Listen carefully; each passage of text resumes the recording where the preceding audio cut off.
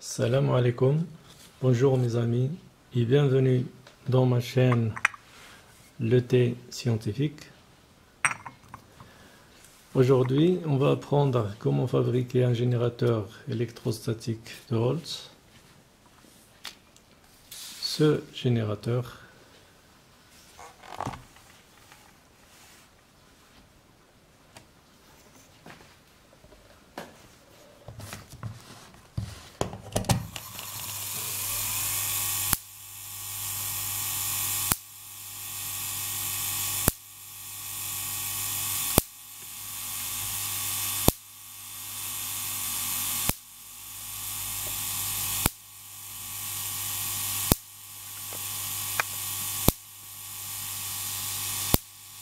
Alors, à tout de suite. Il faut donc gratter le dépôt métallique jusqu'à l'éliminer complètement.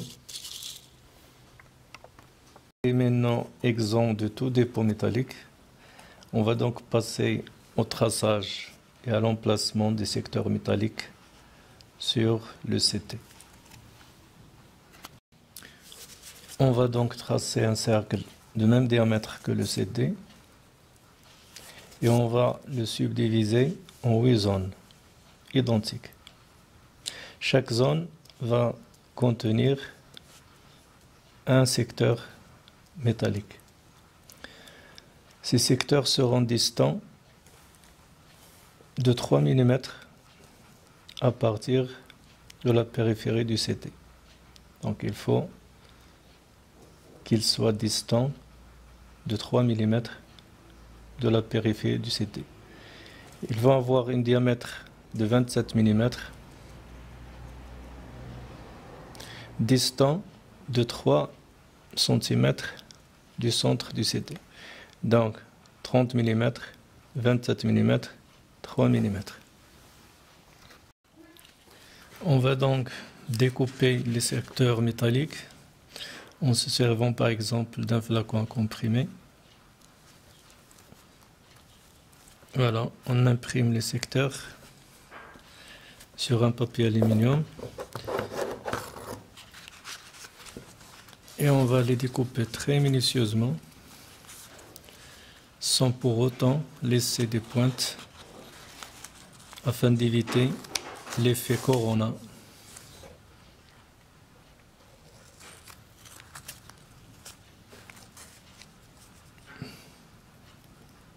Voilà.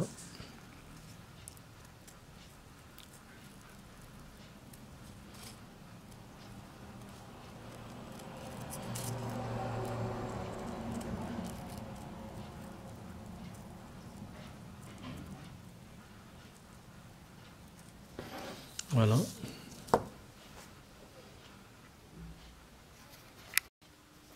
Alors les secteurs étant découpés, on va les mettre sur place. Je prends mon CD, je le place sur le schéma déjà tracé. Je le maintiens avec un bout, avec un papier collant. D'une part et d'autre.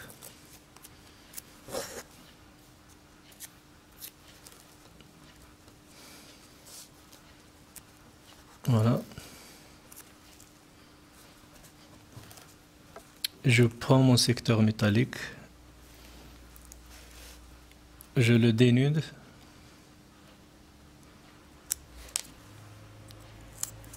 et je le colle directement sur une zone.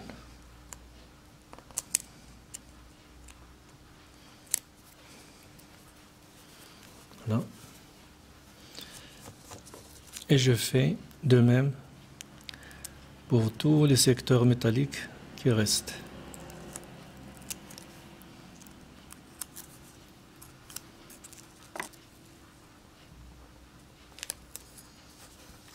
Voilà. Et ainsi de suite.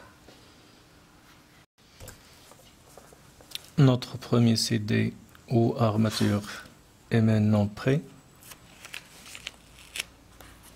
Voilà.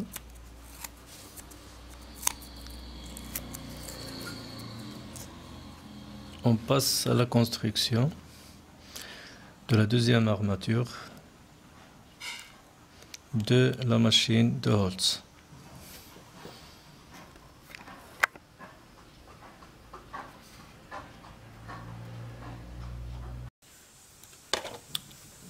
Là, j'ai délimité en rouge les zones ou bien les secteurs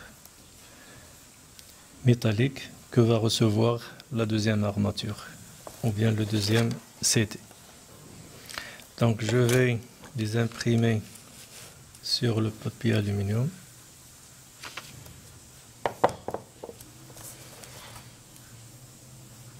Voilà.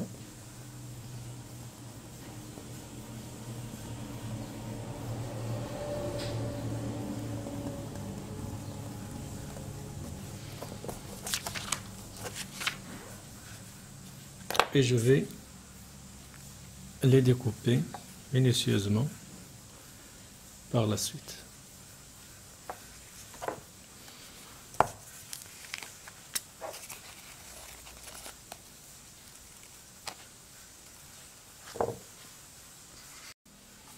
Alors là, je vais mettre en place les deux secteurs métalliques déjà préparés. Comme tout à l'heure, je vais maintenir mon CD sur le schéma déjà préparé.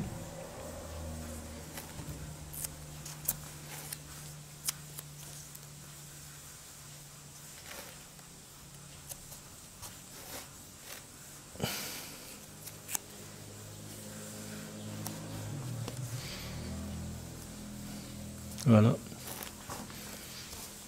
Et je vais donc dénuder mon papier aluminium.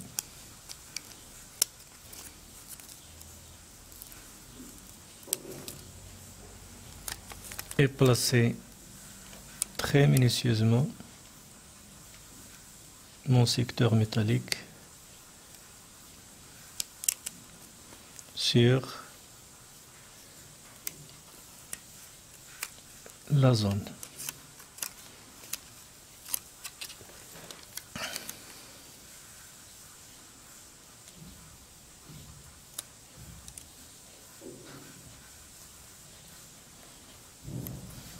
Voilà. Je vais faire de même pour l'autre secteur.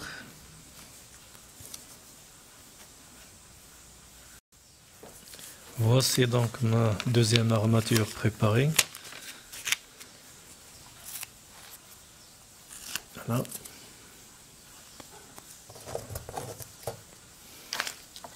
Et je passe à l'étape suivante qui est sûrement la plus délicate.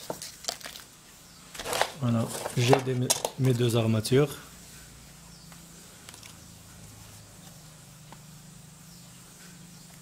Je vais donc passer à la deuxième étape qui est l'installation des armatures et le branchement des balais.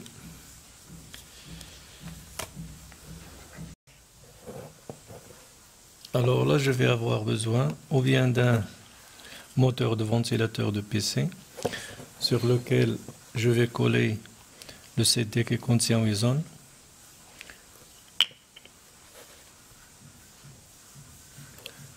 Sans oublier d'orienter les secteurs métalliques vers le ventilateur.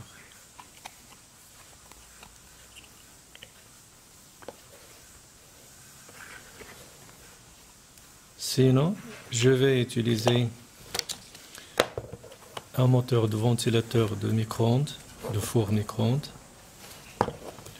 sur lequel je vais fixer de même le CD qui contient les 8 secteurs, sans oublier aussi d'orienter les secteurs métalliques vers le moteur.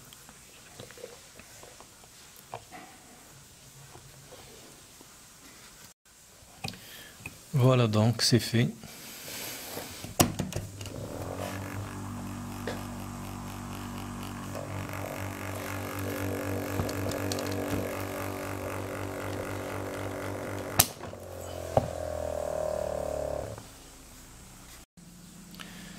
Alors là, on passe à la préparation des peignes qui vont effleurer le disque tournant qui contient les 8 secteurs d'aluminium. Pour cela, on va découper un morceau de fil de cuivre ramifié.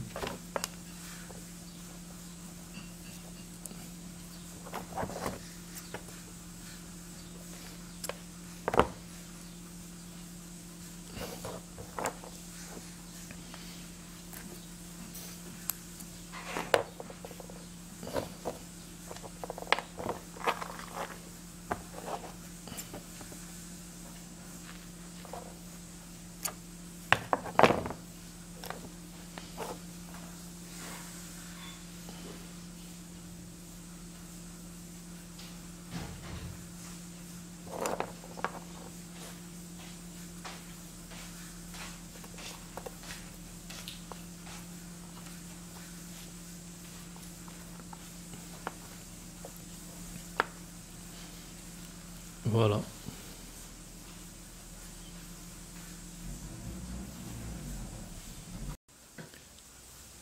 Alors là, on passe à l'installation des peignes.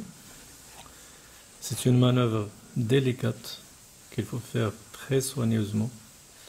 Alors il faut que les peignes touchent impérativement ces deux secteurs-là, de cette diagonale. Là.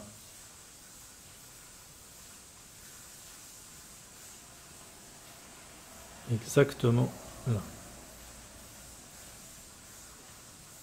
Donc, il faut les coller de telle sorte qu'ils touchent exactement les secteurs de cette diagonale.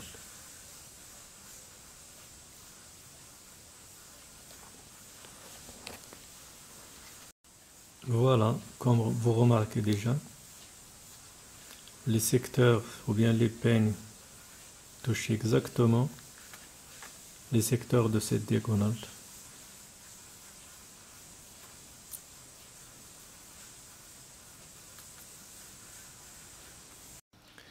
Alors là, on part à la fixation du deuxième CD, qui est solidaire au plateau, comme vous voyez, et qui doit être en parfait regard avec l'autre CD, avec le CD tournant.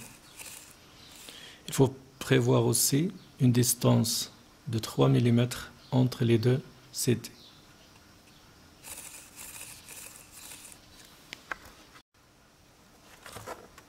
Alors là, on passe à la fixation des balais sur le disque tournant. On fixe les balais sur les secteurs de la diagonale horizontale.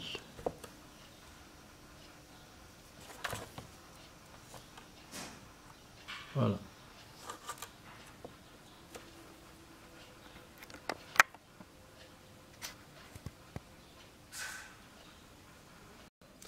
On passe donc à la préparation du deuxième balai qui va recevoir les charges électriques de signe opposé. Il faut le fixer de telle sorte qu'il soit tellement proche du secteur de la diagonale horizontale sans vraiment le toucher.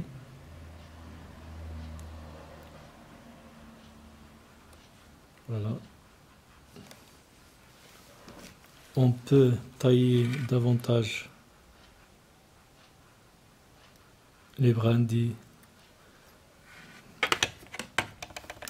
de telle sorte qu'elles soient juxtaposées linéairement sans toucher le secteur.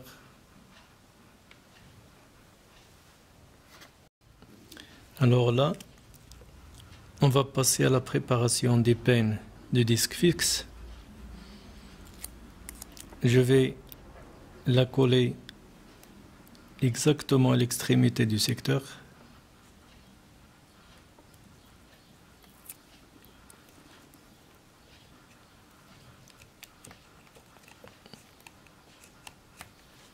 Et je vais la boucler, ou bien le boucler de telle sorte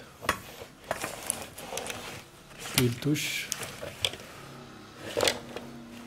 exactement le secteur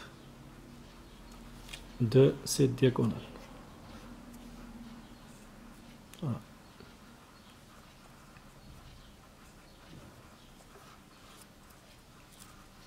Voilà.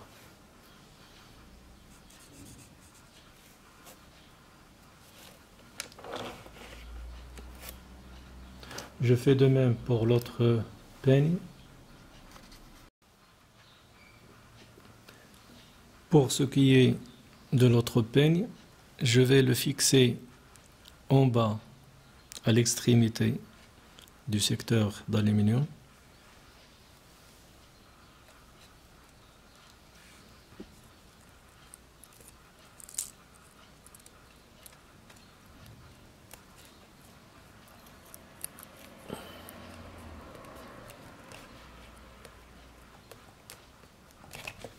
Voilà. Et je vais le boucler de telle sorte qu'il touche ce secteur-là. Le secteur de la même diagonale que celui-là.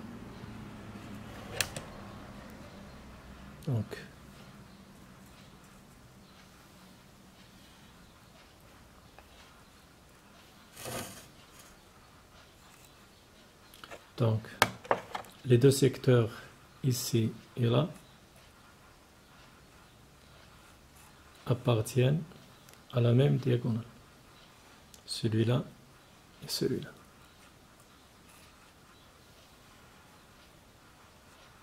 Voilà.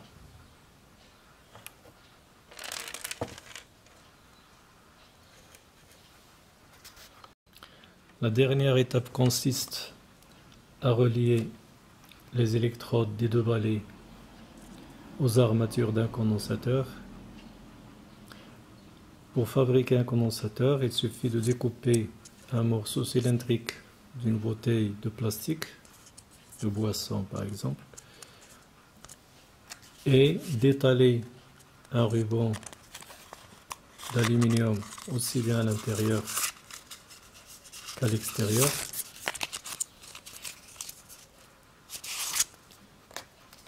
Afin d'obtenir les deux armatures du condensateur.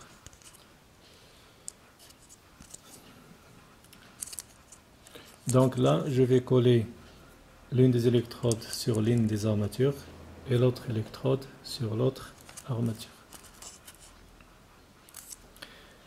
Ici, les armatures sont séparées par du plastique qui joue dans ce cas le rôle d'un diélectrique électrique.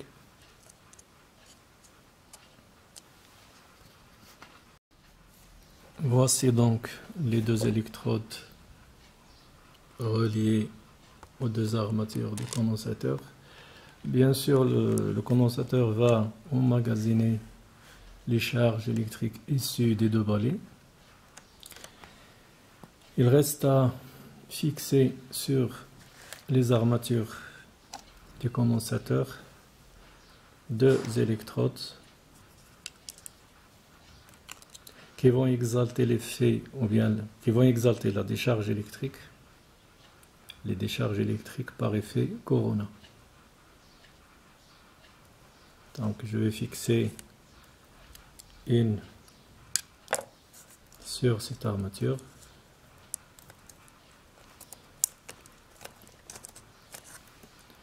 Et je vais fixer l'autre sur l'autre armature.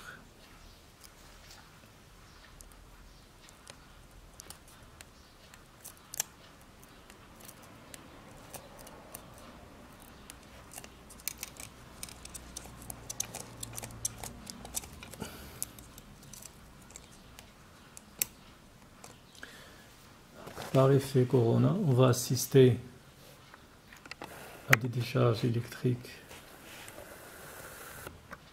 au niveau des deux électrodes.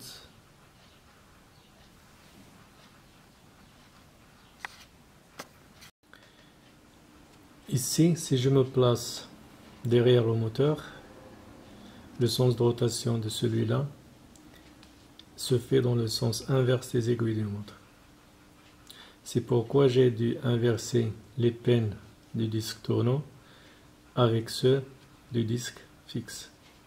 Sinon, c'est-à-dire si je me place derrière le moteur et que le sens de rotation de celui-là se fait dans le sens des aiguilles d'une montre, alors je dois avoir ici, sur cette diagonale, les pins du disque tournant. Et sur cette diagonale, les pins du disque X.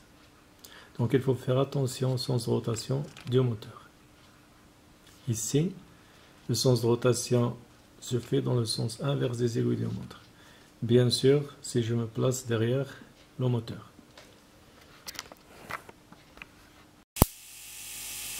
Voilà, le générateur électrostatique de Hertz est en fonctionnement. On assiste parfaitement à des décharges électriques par effet Corona au niveau des électrodes.